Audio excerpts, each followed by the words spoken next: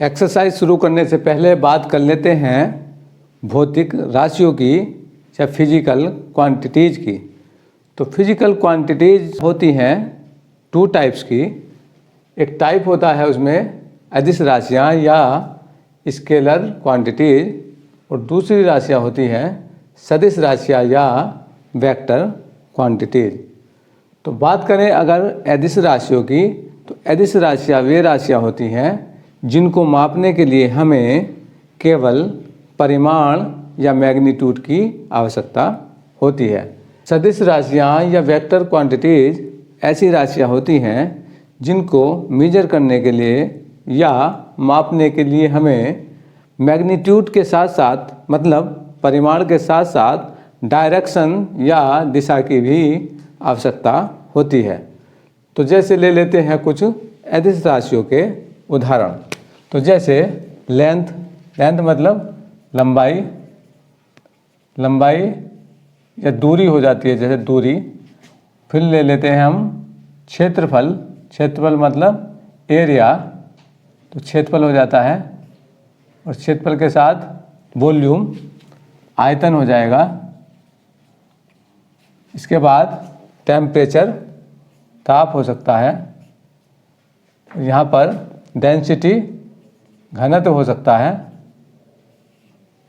यह अदिश राशियों के उदाहरण हैं। और इसके साथ ले लेते हैं हम, क्या ले लेते हैं, कोण ले सकते हैं या कार्य ले सकते हैं, वर्क। तो कार्य भी अदिश राशि है।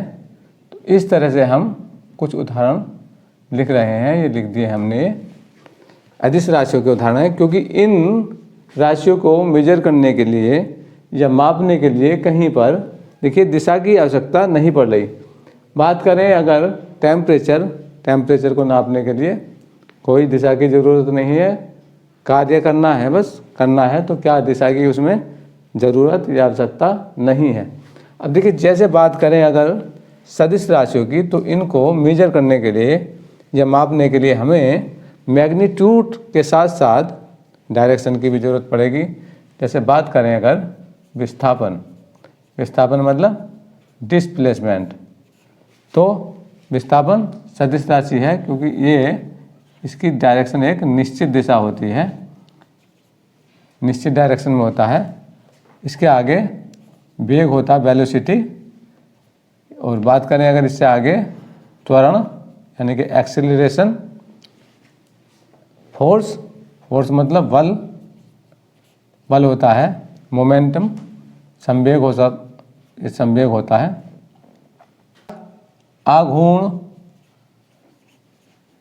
आघूर्ण है या आवेग है। इन सबको मापने के लिए हमें मैग्नीट्यूड या परिमाण के साथ साथ दिशा की भी ज़रूरत पड़ती है। तो अदिश राशियाँ वे राशियाँ होती हैं जिनमें केवल परिमाण या मैग्नीट्यूड की ज़रूरत पड़ती है, और सदिश राशियाँ वे राशियाँ होती हैं जिनमें परिमाण के साथ साथ दिशा मतलब मैग्नीट्यूड प्लस डायरेक्शन दोनों की ज़रूरत पड़ती है। तो जैसे अदिश राशि में मैं ले लूँ दूरी, तो दूरी है एक अदिश राशि। और बात करें अगर विस्थापन की, विस्थापन मतलब डिस्प्लेसमेंट, तो ये है सदिश राशि। अब समझते हैं कि सदिश और ये अदिश क्यों है। तो विस्थापन सदिश क्यों है और दूरी अदिश क्यों है। जैसे आप चाहते हैं ए से बी पॉइंट पर, तो आप दूरी इस तरह से भी तय कर सकते हैं, ये कहलाती है दूरी। जब पॉइंट ए से आप बी तक जाते हैं, तो जैसे जैसे जाते हैं ये सब आपकी काउंट होती है दूरी। इसमें यहाँ पर दिशा का कोई रोल नहीं होता। लेकिन बात करें अगर विस्थापन की, तो विस्थापन केवल दिशा से होता है। ए से बी डायरेक्शन लेंगे तो इसमें हमें दिशा की ज़रूरत पड़ती है।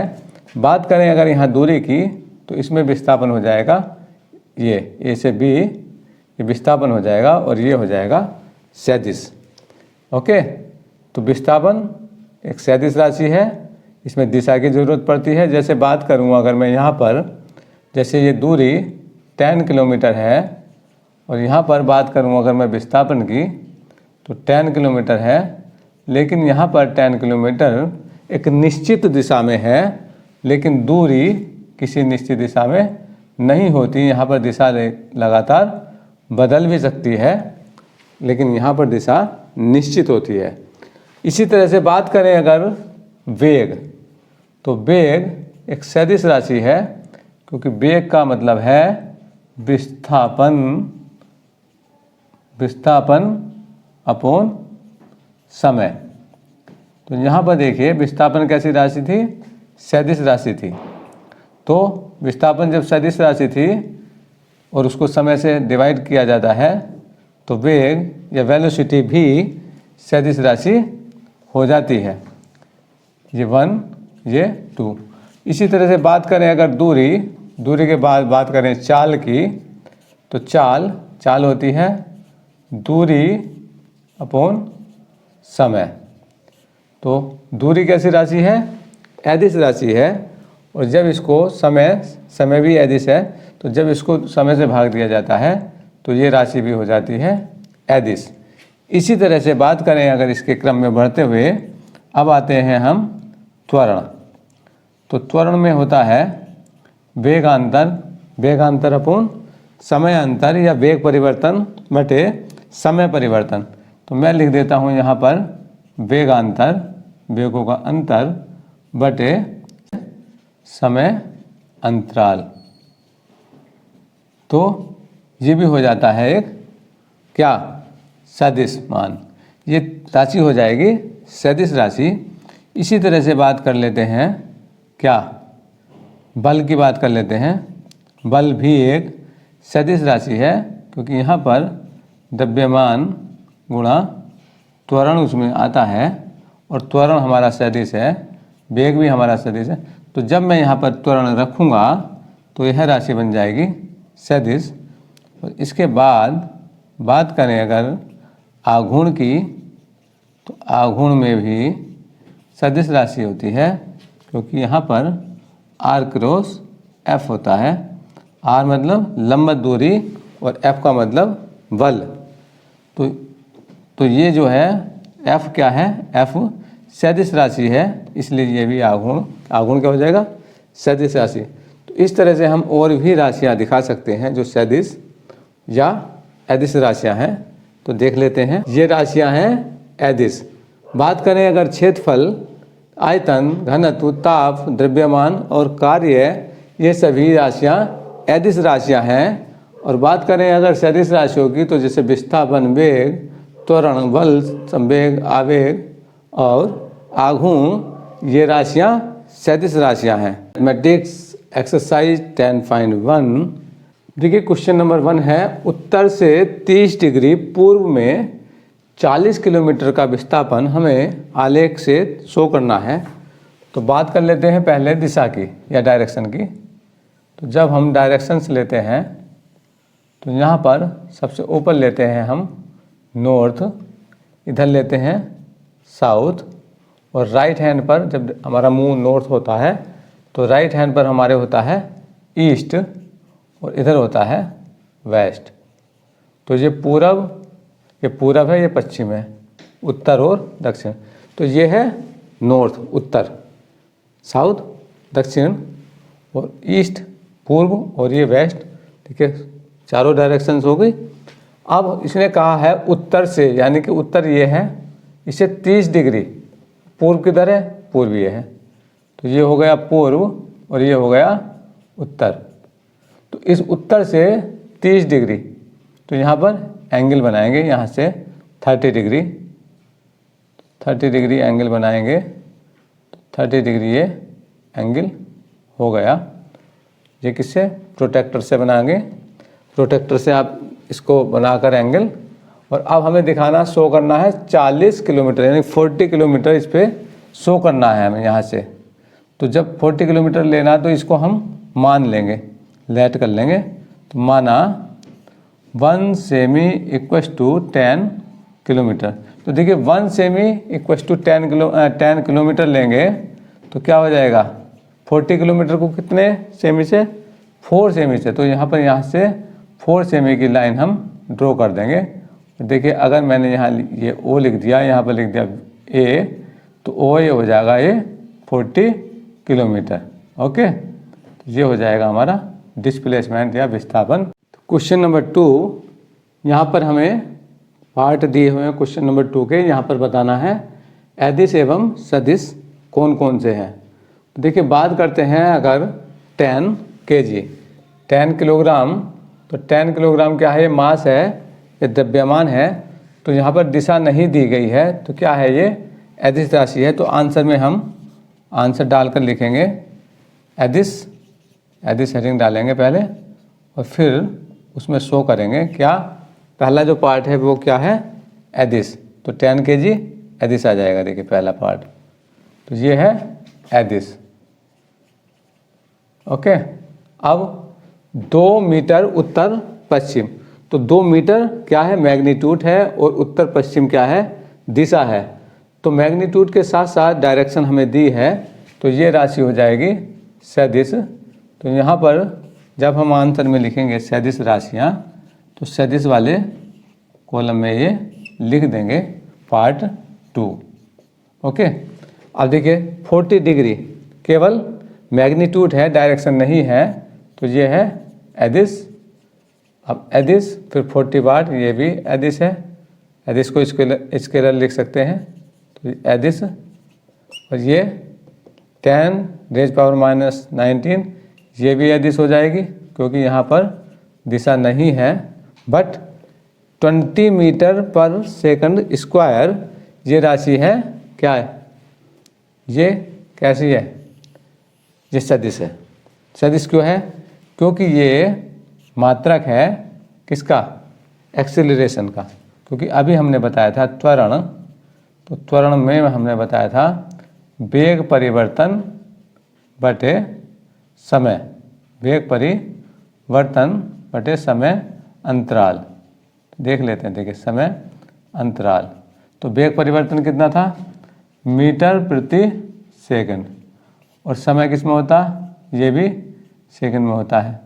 तो जब इसको डिवाइड करेंगे मीटर अपॉन सेकंड स्क्वायर, तो अब ये क्वांटिटी है 20 मीटर प्रति सेकंड स्क्वायर, तो ये हो जाएगी सदिश।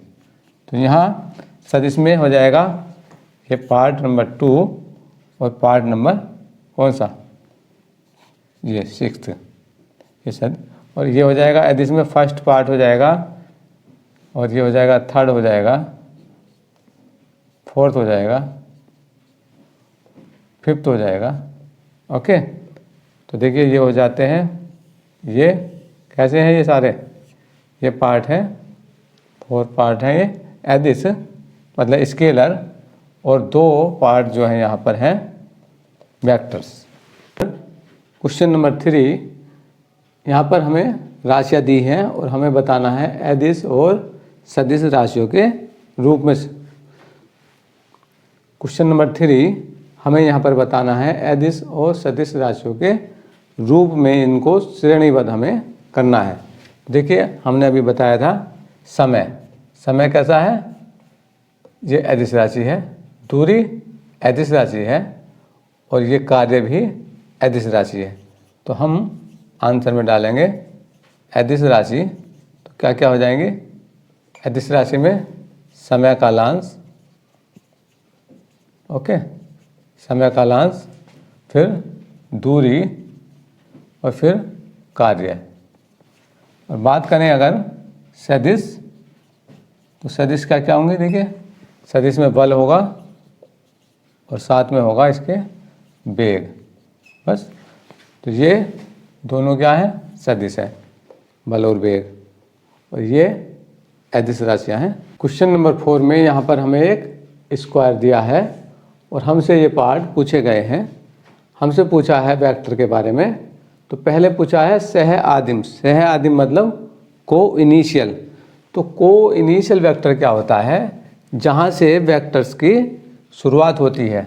देखिए एक साथ 2 वेक्टर्स यहाँ से जा रहे हैं, इनिशियल पॉइंट होता है वह पॉइंट जहाँ से वेक्टर जाता है या शुरू करता है जाना। तो ये है ए पॉइंट और ये है ए बी वेक्टर, और साथ में जाता है यहाँ से एक वेक्टर AD। देखिए इसकी डायरेक्शन इधर है AD की। तो आंसर में लिखेंगे हम फर्स्ट पार्ट में सह आदिम वेक्टर कौन कौन से हो गए। एक तो होगा AB। देखिए ये तो वेक्टर लिखने के लिए क्या करते हैं हम, जैसे AB है तो इसके ऊपर ये एरो लगा देंगे या एक लाइन खींच देंगे और ये हो जाएगा वेक्टर A। अब साथ में है एक AD और ये हो जाएगा वेक्टर D। जैसे पहले आज से पहले क्या था, अगर AB है तो बस AB लाइन है, बट अगर बात करें वेक्टर की तो ये एक दिशा देनी पड़ेगी इसको। जैसे ये एरो तीर लगा देते हैं तो ये AB या तो हम लिखेंगे ऐसे या AB को लिखेंगे एक एरो लगा देंगे, या फिर कभी कभी हम AB के नीचे भी लाइन खींच सकते हैं। तो 3 टाइप्स ऑफ नोटेशन है ये वेक्टर के। तो इसी तरह से AB है और ये A के ऊपर हमने ये जो वेक्टर के लिए हमने लगा दिया है ये। तो A अगर हम क्या करेंगे, AB नहीं लिखना है हमें तो A वेक्टर ऐसे भी शो कर सकते हैं, क्योंकि AB की वैल्यू यहाँ पर वेक्टर A से हमने डिनोट की है। तो ये क्या हो जाएंगे, को इनिशियल पॉइंट या सह आदिम वेक्टर्स हो जाएंगे।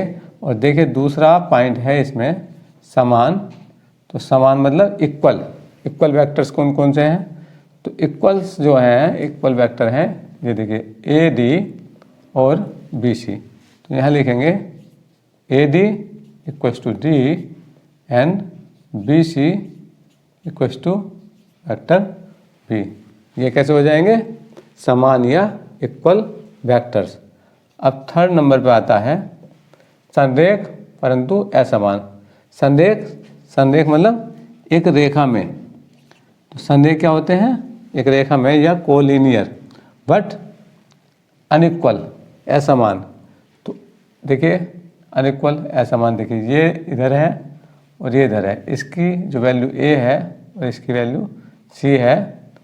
संरेख मतलब रेखा में है बट असमान है, तो इनके मैग्नीट्यूड अलग अलग हैं, एक A है और एक C है। तो संरेख तो इनको कह सकते हैं, बट असमान मतलब अनइक्वल, क्योंकि ये है AB है वेक्टर A और इसका जो एरो है देखिए ये इधर है, तो इसको हम कहेंगे CD और ये हो जाएगा C।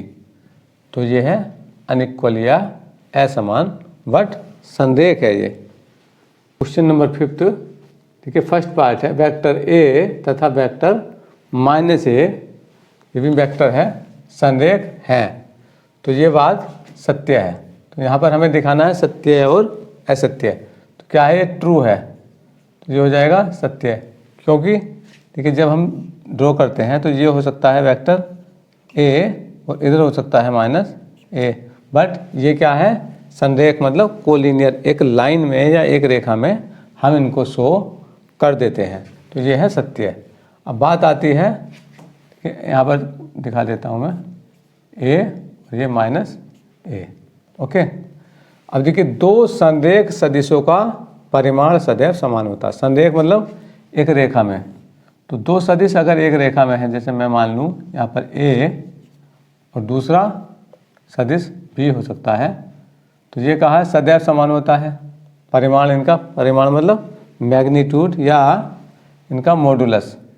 तो ये बात गलत है या असत्य है, क्योंकि इनका जो एक्चुअल मान है वह ज़रूरी नहीं है A का मैग्नीट्यूड या A का परिमाण B के परिमाण के बराबर ही हो। तो ये सही नहीं है, असत्य है। अब कहा समान परिमाण वाले दो सदिश संरेख होते हैं। परिमाण होता है, देखिए परिमाण क्या होता है, जो एक्चुअल वैल्यू होती है, एक्चुअल वैल्यू ऑफ वेक्टर्स क्या होती है, वो कहलाती है परिमाण या मैग्नीट्यूड। तो यहाँ कहा है समान परिमाण, मतलब परिमाण समान होगा तो सदिश संरेख होंगे। तो यह बात भी असत्य है, क्योंकि ज़रूरी नहीं है उसका परिमाण समान ही हो संरेख होने के लिए। तो यह भी है असत्य या फॉल्स है। अब समान परिमाण वाले दो संरेख, क्योंकि समान परिमाण का मतलब है सेम मैग्नीट्यूड, और यहाँ पर सदिश समान का मतलब दोनों वेक्टर्स सेम हैं या इक्वल हैं, तो ये दोनों क्या है, संदेह होने की शर्त में असत्य है। ऐसा नहीं होता है, क्योंकि परिमाण अगर बराबर हैं और दो सदिश संदेह हैं तो यह ज़रूरी नहीं है कि वे इक्वल होंगे। ओके, बस तो ये क्या है, फॉल्स है। 11th 12th और कॉम्पिटिशन्स की मैथमेटिक्स वीडियो हम अपलोड करते रहते हैं। वीडियो अगर आपको पसंद आए तो लाइक और शेयर करना ना भूलिए, और वीडियो देखने के लिए चैनल को सब्सक्राइब करना ना भूलें, क्योंकि ऐसी वीडियो हम अपलोड करते रहते हैं जो आपके लिए बहुत ही यूजफुल होने वाली हैं।